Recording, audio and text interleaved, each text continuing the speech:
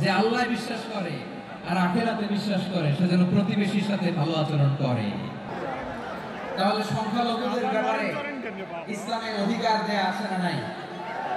লালমনিরহাটের ভাইয়ের আওয়াজ করে বলেন, আমার সংখ্যালঘু হিন্দু ভাইদের রাইটস, অধিকার আমাদের ইসলামে প্রোটেক্টেড আছে না নাই? এখানেই শেষ না।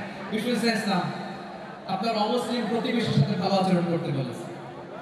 আমাদের হয় না? এটা মুসলিম পাড়া, ওটা বৌদ্ধ পাড়া, হয় না? অনেক সময় হয় না এটা আমাদের মুসলিম পাড়া, ওইটা হিন্দু পাড়া, এরকম আছে না নাই? লালমনিরহাটে নাই না? আছে? হিন্দু যদি আপনার প্রতিবেশী হয় কি করবেন? ওর কষ্ট দিবেন নাকি? কেন? তো হিন্দু, ও তো আমার আল্লাহরে ডাকে না, ওর কষ্ট দিলে জায়েজ হবে না? খবরদার। বিষ্ণু ইসলাম বলেন, মান কানা ইউমিনু বিল্লাহ ওয়াল ইয়াউমিল আখির ফালিকরিম জারাহ, যে আল্লাহ বিশ্বাস করে আর আখিরাতে বিশ্বাস করে সে যেন প্রতিবেশীর সাথে ভালো আচরণ করে। সুবহানাল্লাহ।